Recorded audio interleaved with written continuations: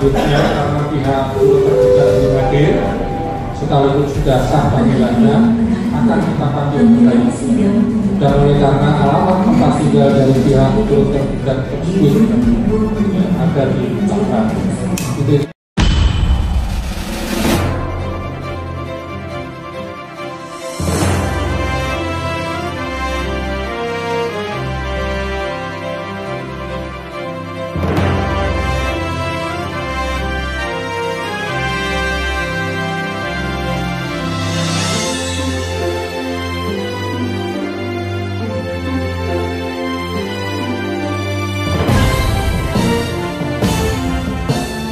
Untuk selanjutnya karena pihak tergugat belum hadir, sekaligus sudah sah panggilannya, akan kita panggil kembali. Dan oleh karena alamat tempat tinggal dari pihak tergugat tersebut ada di Tangerang, itu akan dipanggil selama 2 hari. Pada persidangan hari Rabu 22 Oktober 2025.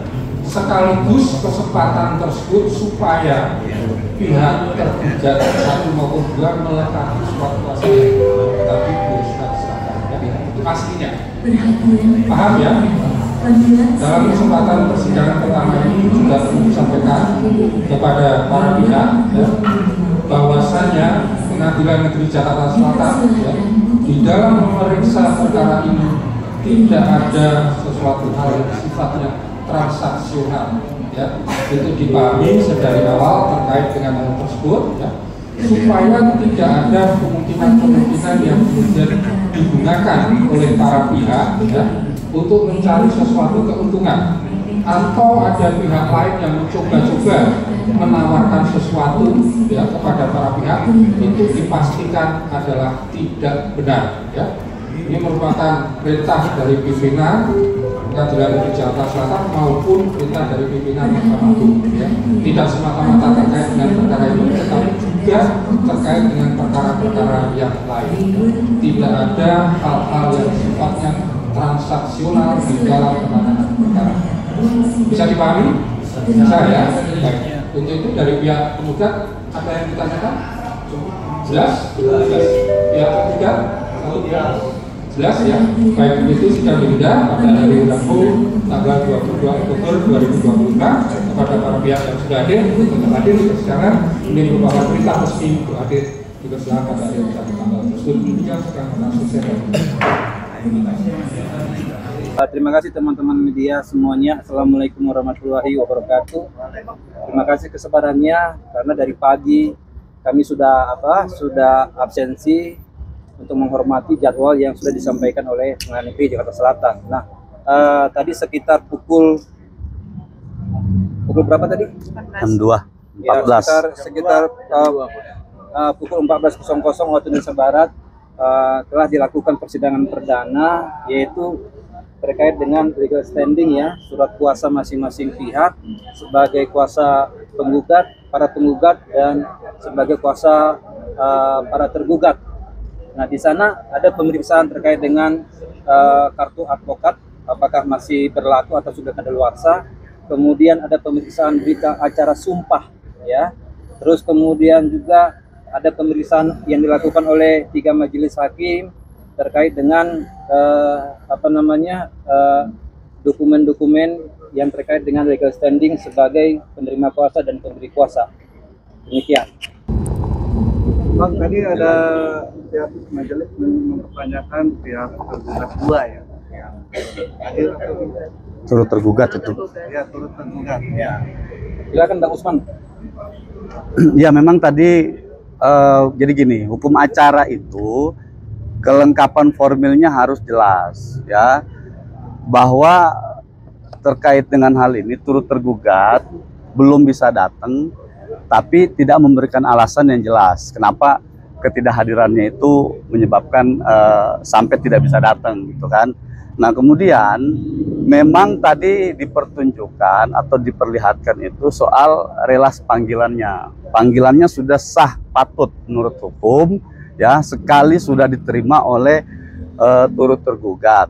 Yang kedua itu adalah karena tidak diberikan alasan yang jelas ketidakhadirannya dalam persidangan ini, maka kemudian hakim memutuskan bahwa terhadap hal itu sesuai dengan hukum acara patut dipanggil sekali lagi secara hukum.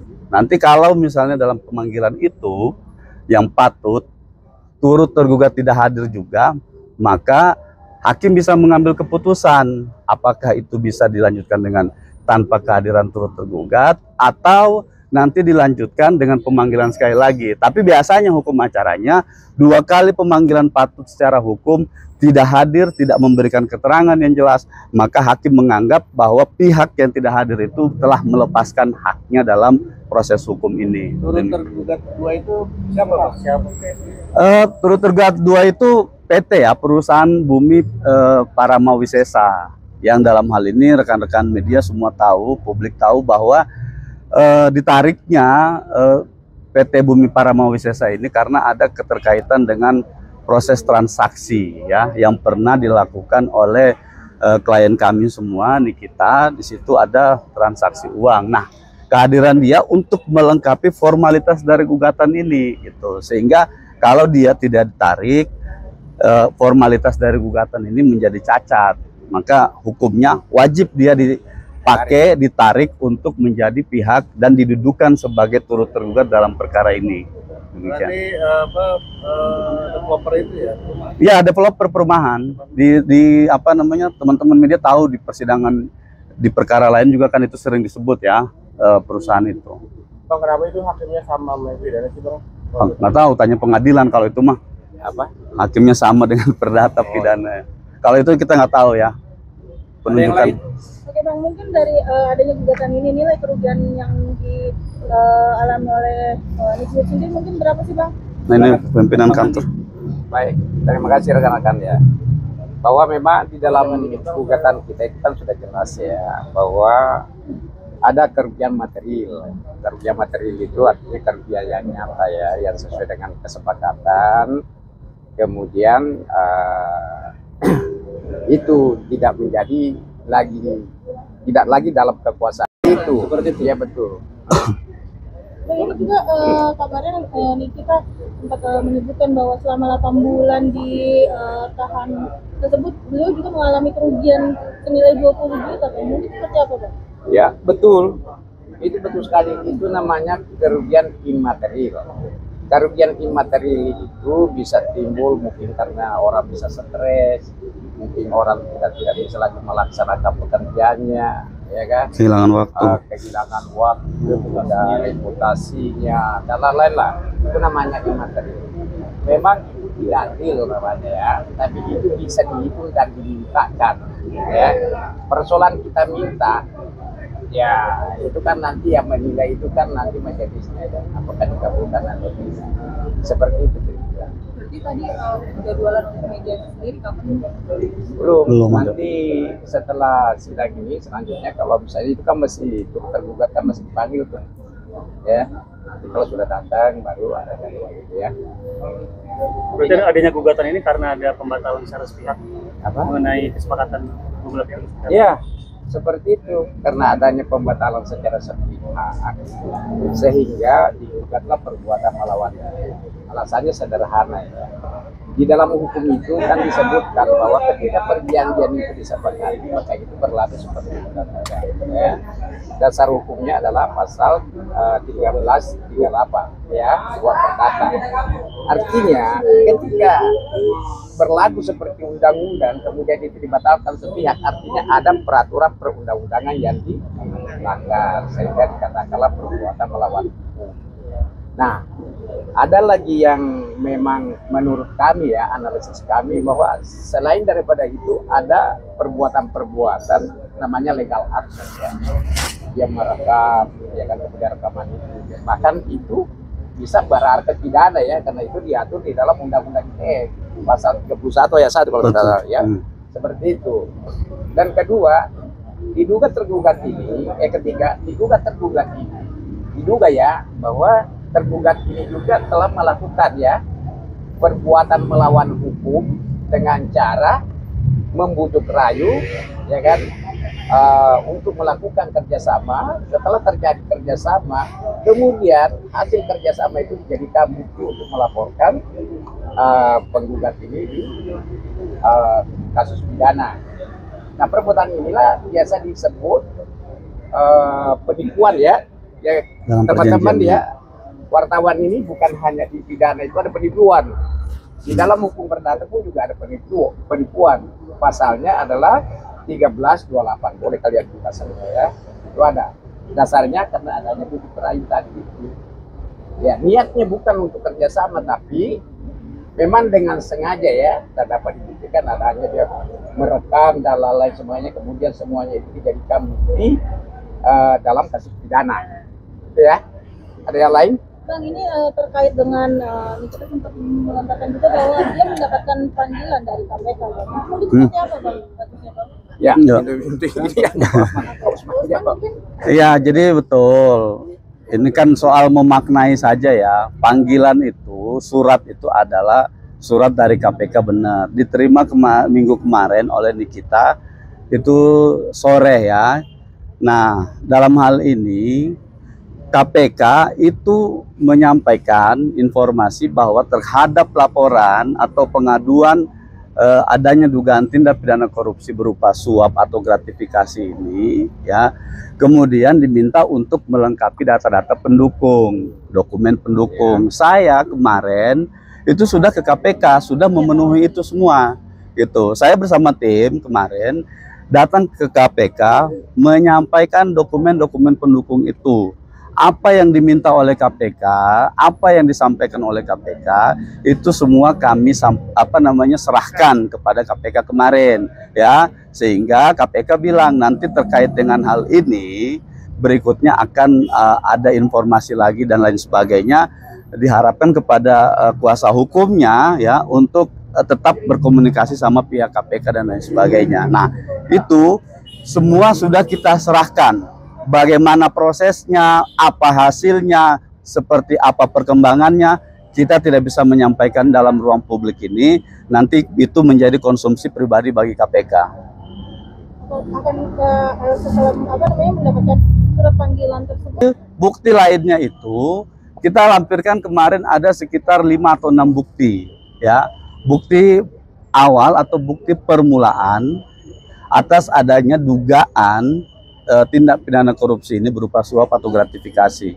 Itu 5 bukti kemarin itu kita serahkan ke KPK untuk mendukung laporan-laporan yang sudah pernah disampaikan oleh Nikita pada bulan Juli atau Agustus gitu.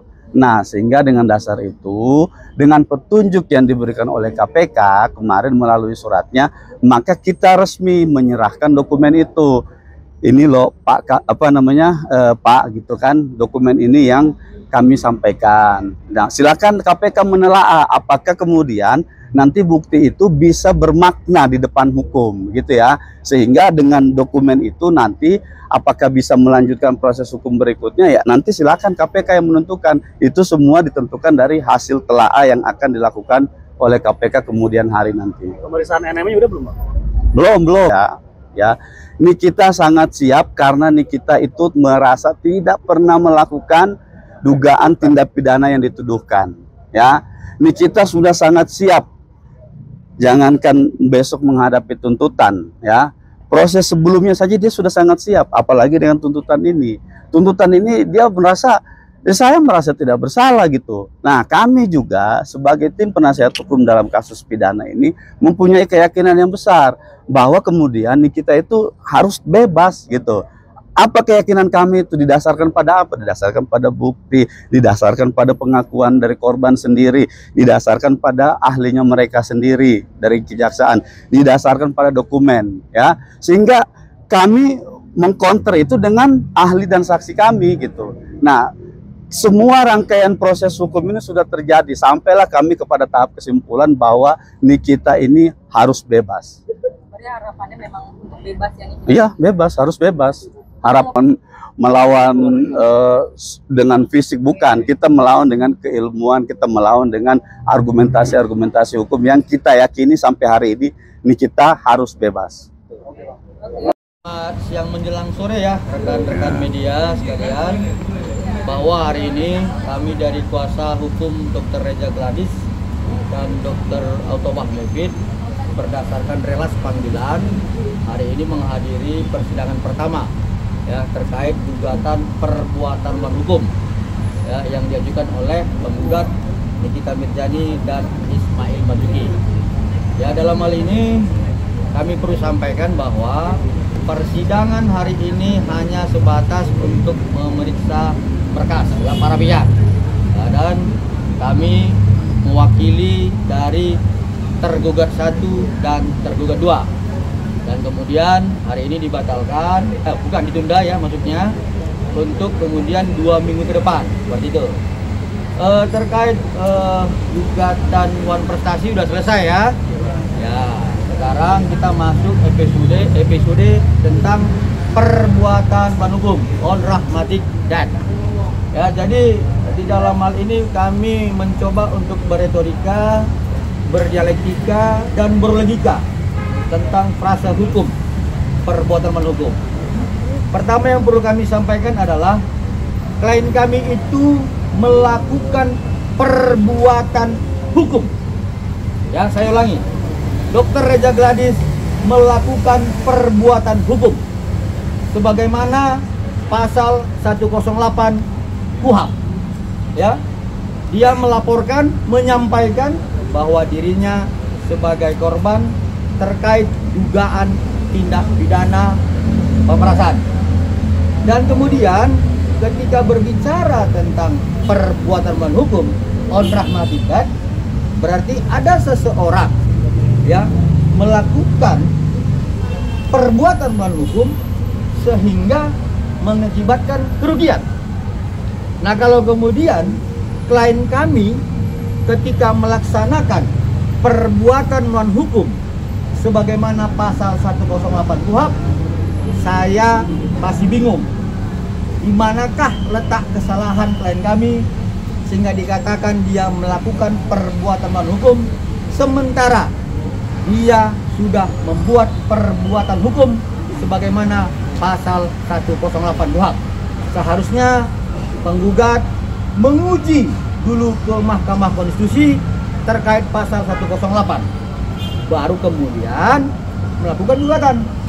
Ya, saya pikir itu dulu konstruksinya tentang perbuatan melawan hukum dan perbuatan hukum terkait dialektikanya. Nah, kalau terkait retorika dan logikanya kami serahkan kepada